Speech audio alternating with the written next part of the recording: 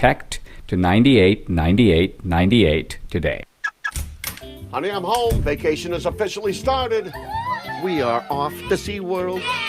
All right, kids, let's get packing. Hun, did you call Perfection Auto Works for the free summer trip inspection before we hit the highway? Oh, honey, I forgot. I'll give them a call right now. Hey, we're not going anywhere without Perfection Auto Works' free 26-point inspection checking out our car. How do you avoid jaws on your wall for auto repair? Start with Perfection Auto Works' free 26-point inspection. Then, consider if it's time for brakes, major service, timing belt replacement, or any other scheduled maintenance on your car, truck, or SUV, from an Audi to a Volvo, and all cars in between. Don't leave town without that free vacation inspection. 323-8650, or check out our cool website at perfectionautoworks.com. 323-8650. Windows 365 announced for a future release, the FCC requiring contraband cell phones to be disabled. The Fitbit watch can double as home telemetry, and Florida wants to beam internet service over the Gulf to Cuba. All that and more next on The Computer Doctor Show. You're listening to The Computer Doctor Show, your source for technology subjects affecting your business and personal life during this new normal. Your host is an award-winning office technician and IT specialist, author, tutor, ethical hacker, and recent winner on localbest.com as the best computer shop in Tucson. Broadcasting live, here's Aaron Moss. Hello, Tucson. Welcome to the podcast and this show, Computer Doctor Show, your headquarters for scam awareness, blockchain, science, and cutting-edge technology talk. This is episode 53. I'm Aaron Moss, your host. Good to have you with us every Saturday. We post all of our shows on the computerdoctorshow.com with bonus content. Again, computerdoctorshow.com. Our open lines, 520-790-2040. Feel free to call in anytime with your comments and questions, and even complaints we can answer. Co-hosting today is David from the cast of the Unscrewed Theater. Hello. Thank you so much for having me back. All right. Today is actually also World Emoji Day. So since this is an audio show, we're going to have to find ways to implement emojis into our discussion today, if at all possible. So smiley face, thumbs up. Yeah, there we go. Laughing face and left foot for some reason. Oh, sure. Sorry, autocorrect. We got to throw some tears and some hearts out there. We love you guys, everyone who is listening. The Computer Doctor Show is sponsored by Perfection Auto Works for all your car's needs for over 30 years. We have a great show for you today, starting with what's happening in the tech news world this week. The FCC is requiring contraband cell phones to be disabled. And so where this is coming from, so inmates, people that live in prison, by the way, they're able to get all kinds of stuff smuggled into Oh, I'm sure. so they can get tools, weapons, all kinds of things. They find ways to get stuff into prisons. Right, yeah, you put a nail file in every cake, right? It's got to be something like that. So they're able to smuggle cell phones with services, and they're able to make phone calls and emails and go on Facebook, and sometimes if they have enough followers, they can make YouTube Live, Facebook Live content and broadcast it right out of their prison cell. I feel like that would be a great way to get caught if you weren't supposed to have the phone. You would think, but the idea is that these devices, they're getting in there, they're being used, okay? Just imagine what they could be being used for, okay? Right. Things that they were probably put into prison. We put away the mob boss, and now he's running the entire organization on Twitter. There you go. Okay, or other powerful people running things on Twitter, right? Right. But so what the FCC is trying to do, they're trying to, I have these devices identified and have them disabled. So once a device is identified as being a contraband phone or contraband internet access device, the FCC is saying that the manufacturers and or the service providers have to find some way to have that phone disabled so that it cannot be turned back on. This was made clear through a white paper on the FCC's official website, making it a requirement for cell phone services to accomplish this. And they say it's a matter of public safety too. So Right. that can easily be a reason why. So hats off to the FCC for making that Making a crime requirement, harder. making it harder. But they might find another way. They'll always find another way, but that doesn't mean that, shouldn't make crime harder. All right. So, David, what kind of watch do you have? What kind of watch do I have? I have a G-Shock. Okay. Mine is has no brand name. I got it off Amazon for like $15. Okay. I love it because it makes me look like a nerd. It's nice and big and bulky and things like that. Oh, yeah. That's kind of like what nerds wear. I totally got a nerd watch. It's solar powered, it's water resistant, and it's got 15 different alarms, and it probably has features that I don't even know it does. Okay. Now, so there's a lot of people out there with a different type of watch, these Fitbit watches. Mm-hmm. They got the Apple Watch, okay? They have all kinds of things, right? So, what's happening now is these watches have the ability to read your pulse, they can read your breaths, they can monitor your sleep patterns, all kinds of things.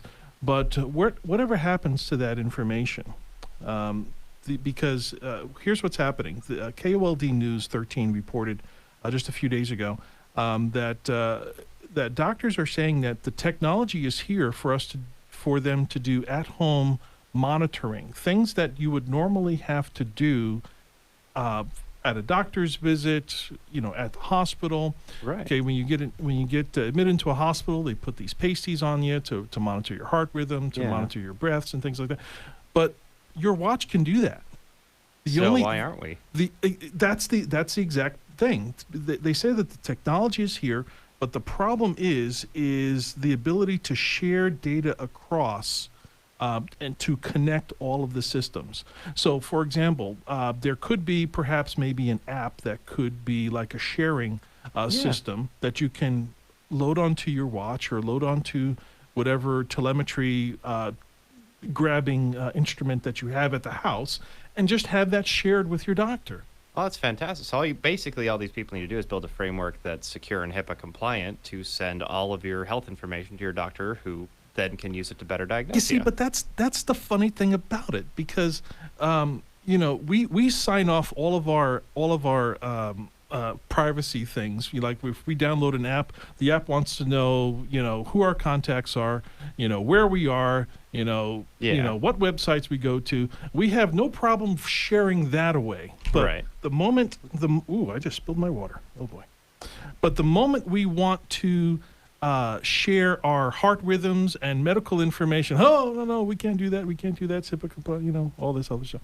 So Right. it's kind of like one of those things that we have to find a way around. But the bottom line is the technology is there. The technology is definitely there, so it can be done. Right. And there's a bunch of apps and things like that are HIPAA compliant, so I don't see why they can't build another framework that does it, but does it safely. It might be, we might be living in like the Star Trek era when we have like our own bed, and then we attach our own things. Thank you so much for this paper towel here. Clean up my mess. So, also in tech news this week, Florida, the state of Florida, wants to help the country of Cuba. So, as many of you may know, Cuba has internet restrictions on lots of websites. Okay. Right. So what they're trying to do, so the idea is, now this is also on the FCC official website. So without turning this into a political discussion, the regime of Cuba is shutting down different internet connections that allow Cuban people to shine lights on different tactics that the country is using. Right. So they don't want this information to get out per se. So they're blocking certain connections out of the country. So this is under the subject of censorship in Cuba. So many sites are being blocked. It's even estimated that Cuba is has the fifth highest score of about the 65 countries that are ranked as to how censored their country is. Gotcha. There's about 5 countries that are on this list, and this list is above Cuba, China, Iran, Syria, and Ethiopia.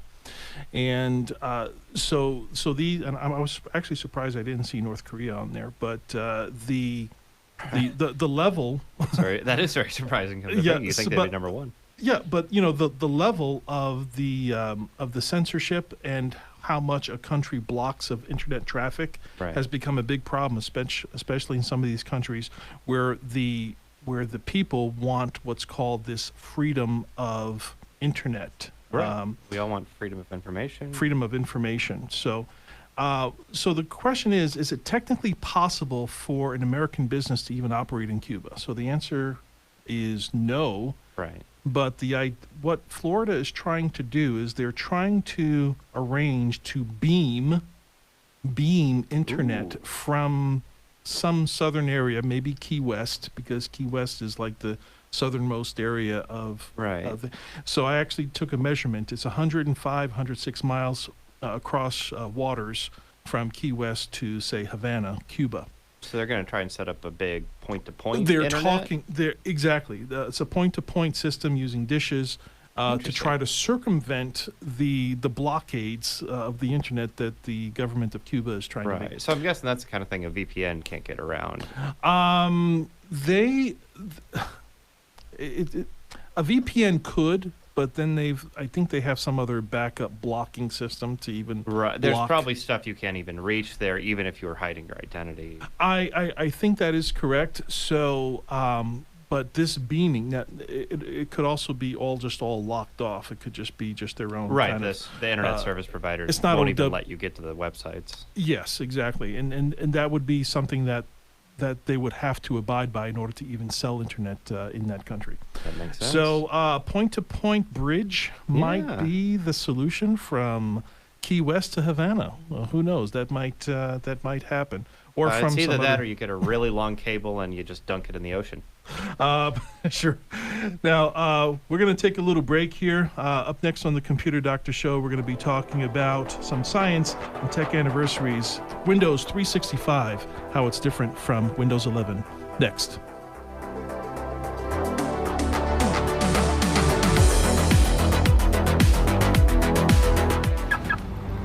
And they're off and running. Pedal to the metal madness. My gosh, the drivers in Tucson are insane. I've never seen anything like it.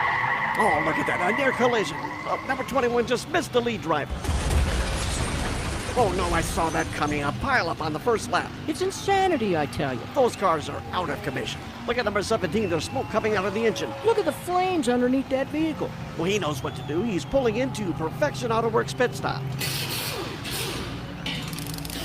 Look at those mechanics go like ants on honey. This is incredible. Look, he's getting back in the race. What was that, 7.6 seconds? That's perfection. When you're involved in the fast-paced race of life and you know you're in need of a pit stop, pull into Perfection Auto Works. Our expert crew and free 26-point inspection will get you back on the road fast and furiously. 323-8650 and perfectionautoworks.com. Ugly Goose Car Rental is new in Tucson, providing a low-cost auto rental alternative for just $100 per week. The only catch? The cars are ugly, but very safe and reliable to get you to work, school, shopping, and all your important appointments. To reserve your $100 a week car rental, call Ugly Goose Car Rental at 520-261-0439. Again, 520-261-0439. Computer Doctor of Tucson is the best choice in desktop support in Tucson. They fix error messages, power and boot problems, install of software and hardware, and much more. You can come to them, or they can come to you, or even have a remote support session so they can fix your issues over the phone quickly. Give them a call at 261-5508. 261-5508. Visit them on the web at computerdoctortucson.com. Computer Doctor of Tucson, because technology is great when it works.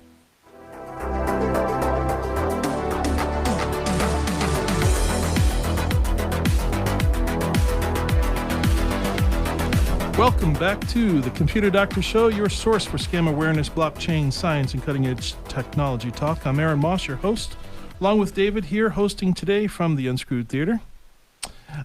Before we get into the next segments, what can you tell us, David, about the Unscrewed Theater? Oh, man, do we have announcements right now. Okay, well, just tonight we're having our live stream show, which is going to be our From the Top, our improvised Broadway group. So you will see a full musical performed tonight if you tune into the live stream. Even more exciting, August 6th and 7th is our grand reopening weekend, where we will be having live audiences. The theater is open. Regular shows. Actually, these are going to be bigger size shows for the opening weekend, where we're going to have all of our house teams represented. So come, be in the audience, see the shows live and in person at our location on Speedway and Swan. And if you want to meet the Computer Doctor, you can. I'm going to make a real effort to be there on the 6th. Fantastic. How's that? You can come meet me, meet the cast of the Unscrewed Theater. We'll have a lot of fun. Yeah, it's going to be super fun. Here are some tech and science anniversaries that were happening this week, just yesterday and today, July 16th. Okay, well, let me ask you this question first, David. What do you think came first, the first parking meter or the first air conditioner? Which one was first, do you think? I mean, I'm going to say the air conditioning has been a technology that's existed in various formats for probably thousands of years now. So I'm going to say that. Okay. So I'm going to say the modern air conditioner. So I'm going to go back a little bit. So we're going to say July 16th, the first parking meter in 1935. The very first parking meter was installed in Oklahoma City 86 years ago. Oh, boy. Yeah, so you could, because they didn't want, the other guy's Model T to keep taking that spot. or tying up the curb. But it was actually something to generate revenue for cities. But it's 86 years of paying the tolls. Oh, boy. Also, July 16th, 2006, just 15 years ago, Twitter was launched. We were talking about Twitter and our emojis. So thumbs up to the Twitter universe. Absolutely. And 15 years with Twitter. And the weird bird emoji that they use. Bird emoji, yep. And smiley face and thumbs up to all those people that are still using Twitter. I use Twitter practically every day. That's where I get a lot of my news feeds, and I'm subscribed to a lot of tech news things. So that is also very, very helpful. I joined Twitter just to follow Weird Al Yankovic's page. But I use it for a few more things. Do you use his weirdness as part of your repertoire of the show? He is a great inspiration to me. What can I say? Also, July 17th, 1902, that was 119 years ago, the first modern air conditioner was released. Okay, cool. So literally, and it is cool. Is there an emoji for? There's probably a wind emoji. Wind emoji. So wind emoji, there we go. But here in Tucson, we need the swamp cooler emoji, too. As a matter of fact, if it wasn't for the invention of the air conditioner, Phoenix and Tucson would not prosper at all. We'd have left a long time ago. Well, it was back in the 1900s when the modern air conditioner was introduced. That's when more people started moving out to more hotter areas where they can actually bear it. Prior to that, American Indians, they had their. If you do some research of how they did, like you were saying, early day cooling, there's a way to cool walls using pebbles and water. Yes, it's early evaporative cooling, which we still use the modern form. That's what the swamp cooler is. It's funny, other states do not use evaporative coolers here. Right. When I first moved here 10 years ago, I was like, what are those big box things on top of all these houses? And then I come to find out they were evaporative coolers. Most other states don't use it. Only very, very dry climates like Tucson are able to. No, they even don't use work those at all types when of it's things. humid. It's miserable to have one of those. All right, time's going crazy with these emojis here. Oh boy. All right, but also, so that is all for the science anniversary. Of course, today is World Emoji Day, July 17th, and I now want to go into this announcement from Microsoft. So we have this thing. It's with Windows 365. Now they announced they announced on Wednesday that they're releasing this new operating system called Windows 365. Not to be confused with Office 365. This is Windows 365. So Windows 365 is an operating system.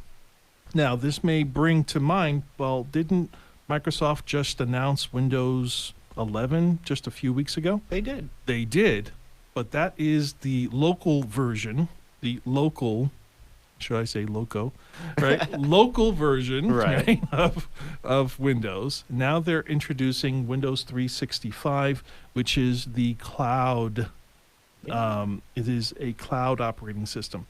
So here's the way it works. Now, by the way, this cloud computing and cloud desktop is nothing new. We were talking about this before the show, because if you were to remote into another computer, that is a form of cloud computing, where you're actually, your screen looks like a desktop and you're able to open up programs and run services and, do things like you would on a normal computer.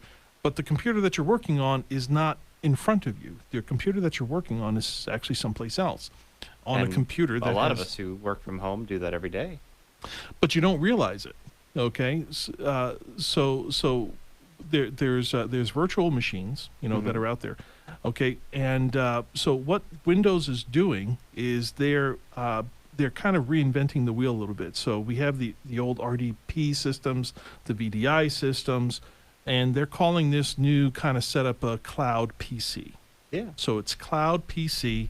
And it's going to be the wave of the future computing, especially for people that are in enterprise level businesses and also business level computing. This is not going to be something for, say, people that are just fooling around online, answering emails. Right. Your average everyday personal kind of use is still going to be reserved for Windows 11, but the organizational level, enterprise level things, they're not going to be pushed into this Windows 365 environment. Yeah. So I think it's kind of cool. Now, we were talking about some of the pros and cons. One of the biggest pros, okay, is speed. So I'm going to give you that Right. emoji of, okay, that speed of that you can get. Now, here's how you can get these amazing speeds on amazing machines, even if the machine that you're working on, let's say that you're working on a low-grade laptop. Yeah. Let's say that your laptop is maybe 5 or 10 years old, right? Right. Doesn't have really good specs. But let's say that you have a decent internet connection, say like a DSL. Right. Okay, maybe a DSL, maybe 10 megabit speed. Nothing too fast. Nothing too fast. With that computer, you can connect to another computer that is housed inside of, say, like a data center. Okay, you can set that computer in such a way that you can have something like 128 gigabytes of RAM, not Right. storage, RAM of 128. Okay, maybe 10 gigs of storage. Okay, and you can have a speed of something like 3 gigabit speed download or 1 gigabit upload speed, and you can be on there experiencing all of the benefits of having a super massively fast computer, even though you're physically on a really, really old, broken down computer. I got to wipe off a little drool there just hearing about those speeds there, but Well, is there an emoji for that? I don't know. yeah, probably. So I actually had the pleasure of doing this. So there's actually several. I did this with a virtual system before, and I actually did. By the way, these services can be very, very expensive. Probably in excess of $100, $200, sometimes $300 a month, Right. just to keep these services up. Especially like the really, really beefy ones. There are some cheaper ones, but they're not. They don't really level up to what it all kind of goes up to. And I can remember going on to a YouTube video, and I was able to move the video player in like so many different ways. I was able just to juggle it around, and it would just immediately just start playing exactly to where I did it. It's amazing. Come to think of it, this actually isn't a new idea. There was a gaming service that put this out. I think it was Google's Stadia or something, but it essentially let you use a cloud gaming PC because we all know getting a video card right now is impossible. Wow. We do have to wrap up. Thanks, David. We just want to thank our sponsor, Perfection Auto Works, for sending out smiley faces and thumbs up to all of you out there listening. My name is Aaron Moss, your host and technology expert, co-hosting today David and Tom Frambanks at the control board. We'll see you next week. Stay safe, enjoy the rest of your weekend, and we'll talk to you again next week. We hope you enjoyed this episode of the Computer Doctor Show. If you missed any part of this live broadcast, we post all our episodes online at computerdoctorshow.com. Remember, the world is getting more and more tech, and so should you.